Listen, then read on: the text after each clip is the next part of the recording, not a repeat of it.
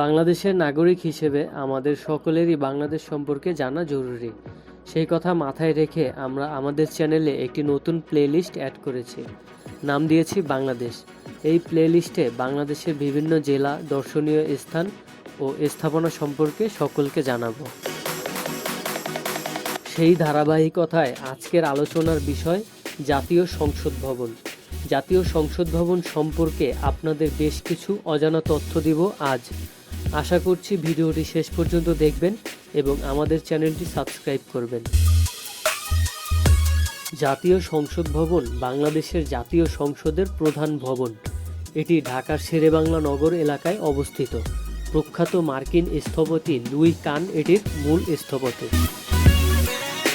বাংলাদেশে এখন পর্যন্ত অনুষ্ঠিত 11টি সংসদ নির্বাচনের মধ্যে প্রথম ও দ্বিতীয় নির্বাচনের পর গঠিত সংসদের অধিবেশনগুলি অনুষ্ঠিত হয় পুরাতন সংসদ ভবনে, যা বর্তমানে প্রধানমন্ত্রীর কার্যালয় হিসেবে ব্যবহৃত হচ্ছে।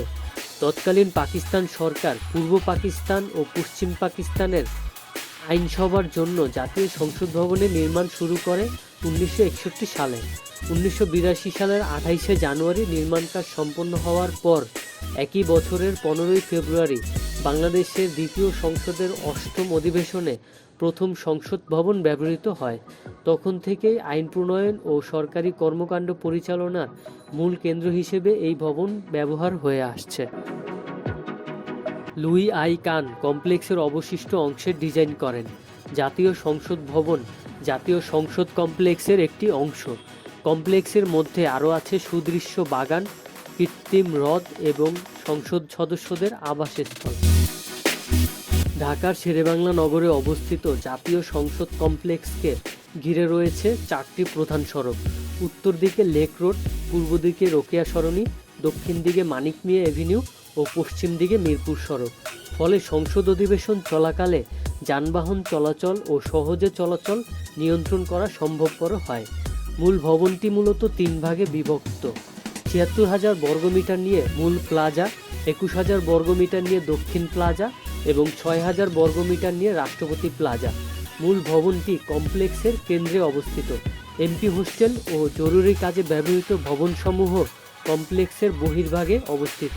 মূল ভবন ঘিরে অবস্থিত কৃত্রিম লেক, 2টি বাগান এর মাঝের শূন্যস্থান পূরণ করেছে। এই স্থাপনার স্থাপত্য দর্শনের মূলে ছিল স্থানের সর্বোচ্চ ব্যবহার এবং স্থাপত্য শৈলীর মাধ্যমে বাংলাদেশের ঐতিহ্য ও সংস্কৃতিকে ফুটিয়ে তোলা। প্রকৃতির বিভিন্ন প্রতিকূলতার বিরুদ্ধে মানুষের বেঁচে থাকার সংগ্রামকে ফুটিয়ে তোলা হয়েছে স্থাপত্য শৈলী দ্বারা। এটি পৃথিবীর অন্যতম শিল্পকলাগুলোর মধ্যে একটি। মূল ভবনটি 9টি পৃথক ব্লক দিয়ে তৈরি।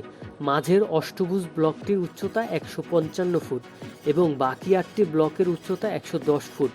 প্রতিটি ব্লকের জায়গাকে বিভিন্ন কাজের ভিত্তিতে ভাগ করা হয়েছে। করিডোর, লিফট, সিঁড়ি ও বৃত্তাকার পথ দিয়ে আনুভূমিক ও উলম্বিকভাবে ব্লকগুলোর মাঝে আন্তঃসংযোগ স্থাপন করা হয়েছে। পুরো ভবনটির নকশা এমনভাবে প্রণয়ন করা হয়েছে যাতে সব ব্লকগুলো সমন্বয়ে একটি ব্লকের অভিন্ন স্থান হিসেবে ব্যবহার করা যায়। দ্বিতীয় তলার একটি লাগোয়া ব্লকে প্রধান কমিটির রুমগুলো রয়েছে। সকল ধরনের সংসদীয় কার্যক্রম, মন্ত্রী, চেয়ারপারসন এবং স্ট্যান্ডিং কমিটির অফিস রয়েছে এই ভবনে। একই ভবনে সংসদীয় সচিবের জন্য কিছু অফিস বরাদ্দ রয়েছে। মূল প্লাজার মূল অংশটি হচ্ছে সংসদ অধিবেশন কক্ষ। এখানে একই সময়ে 354 জন সদস্যের সংস্থান রাখা হয়েছে। ভিআইপিদের জন্য 2টি পোডিয়াম ও 2টি গ্যালারি রয়েছে। পুরাবৃত্তাকার ছাদ সম্পন্ন অধিবেশন কক্ষটির উচ্চতা 117 ফুট। ছাদটি স্বচ্ছভাবে তৈরি করা হয়েছে যাতে দিনের আলো এতে প্রবেশ করতে পারে। সূর্যের আলো চারদিকের ঘেরা দেয়াল ও অষ্টাভুজাকৃতির ড্রামে প্রতিফলিত হয়ে অধিবেশন কক্ষে প্রবেশ করে। কৃত্রিম আলোকে এমনভাবে বিভক্ত করা হয়েছে যেন সূর্যের আলো প্রবেশের ক্ষেত্রে তা কোনো বাধার সৃষ্টি করতে না পারে। স্যান্ডেলির ও ঝাড়বাতিগুলো পুরাবৃত্তাকার ছাদ থেকে নিচের দিকে নেমে এসেছে। এর গঠনশৈলীতে ধাতুর ব্যবহার প্রতিটি আলোক উৎসর ভিত্তি হিসেবে কাজ করে। উপরের অংশের অভ্যাগত ও গণমাধ্যমের জন্য গ্যালারির ব্যবস্থা রয়েছে। এছাড়াও প্রথম তলায় একটি গ্রন্থাগার, তৃতীয় তলায় সংসদ সদস্যদের জন্য লাউঞ্জ এবং উপরতলায় মিলনায়তন রয়েছে।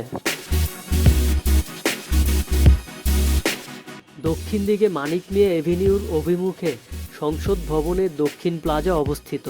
এর ক্রমোচ্চ উচ্চতার ভবন কাঠামো সৌন্দর্য বর্ধনের পাশাপাশি সংসদ ভবনের মূল প্রবেশপথ হিসেবে ব্যবহৃত হয়ে থাকে। এখানে আরও রয়েছে নিয়ন্ত্রিত প্রবেশপথ, ড্রাইভওয়ে, প্রধান যন্ত্র প্রকৌশল কক্ষ, গাড়ি পার্কিংয়ের জন্য বিস্তৃত পরিসর, টেলিফোন এক্সচেঞ্জ, রক্ষণাবেক্ষণ কাজে নিয়োজিত প্রকৌশলীদের অফিস কক্ষ, উপকরণ সরঞ্জাম রাখার স্থান এবং মূল ভবনে যাওয়ার জন্য উন্মুক্ত চত্বর। উত্তর দিকে অবস্থিত রাষ্ট্রপতি প্লাজার সম্মুখে লেক রোড অবস্থিত। এই প্লাজা সংসদ সদস্য ও অন্যান্য উচ্চপদস্থ ব্যক্তিদের জন্য ব্যবহৃত হয়ে থাকে। মার্বেলের তৈরি মেঝে, গ্যালারি ও খোলা পথ এই প্লাজার নির্মাণশৈলীর বৈশিষ্ট্য।